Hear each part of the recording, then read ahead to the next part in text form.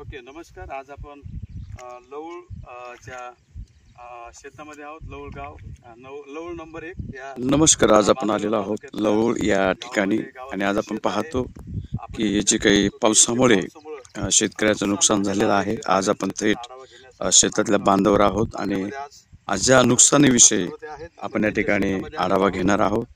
आमचे प्रतिनिधी पत्रकार विजय कापसे आहेत, या ठिकाणी ते आढावा घेत आहेत की कशा प्रकारे नुकसान झालं त्यांच्या शेतीचं आणि त्यांची काय व्यथा आहे या पावसामुळे जे काही नुकसान झालेलं त्याच्याविषयी आज आपण जाणून घेऊयात. आपल्यामध्ये शेतकरी जगन्नाथ सर्वदे आहेत, त्यांच्याकडून आपण जाणून घेऊयात. तुमचं काय मत आहे या ठिकाणी जो पाऊस पडलेला आहे, तुमचं नुकसान झालेलं शेतामध्ये पाणी तुमच्या शेतामध्ये झालेलं आहे, त्याच्याविषयी तुमचं मत काय आहे ते तुम्ही या ठिकाणी सांगू शकता.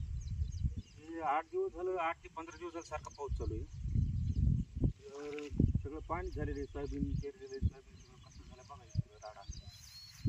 तर आज तरी थोडं कमी झालं नसतं, इकडं गुडघे इतकं पाणी होतं इथं, आज थोडं कमी झालं आहे.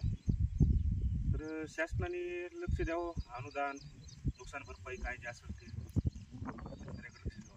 आज आपण पाहतो शेतकऱ्याची मागणी आहे की जे काहीच पीक राहिलेलं नाही हाती, सर्व नुकसान झालेलं आहे. सर्व पाणी आपण या ठिकाणी पाहतो की सर्व पीक पाण्यात गेलेलं आहे, सर्वत्र पाणी आहे.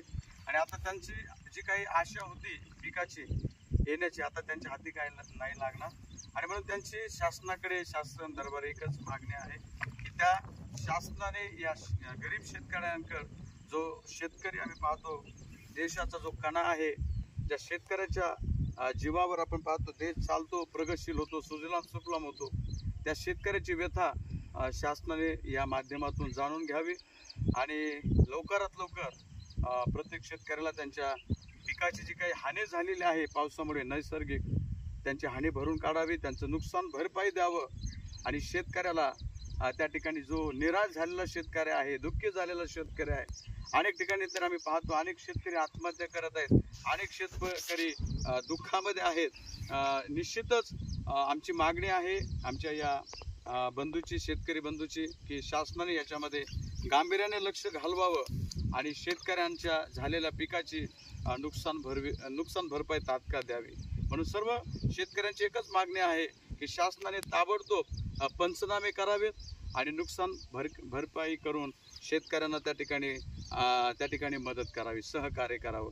या ठिकाणी खरोखर जगन्नाथ सर्वदे यांच्या शेतामध्ये आपण आलो, त्यांनी आपल्याला प्रतिक्रिया दिली, त्याबद्दल त्यांचे या ठिकाणी आम्ही आभार मानतो. निश्चितच या आढावा जी काही बाईट आहे, जे काही ह्याची दक्षता ह्याची या ठिकाणी शासन घेईल आणि निश्चितच शेतकऱ्यांना शासन नुकसान भरपाई देऊन त्या ठिकाणी त्यांना उत्साहित करेल. या ठिकाणी तुमचे आभार मानतो, तुम्ही वेळ दिला, धन्यवाद.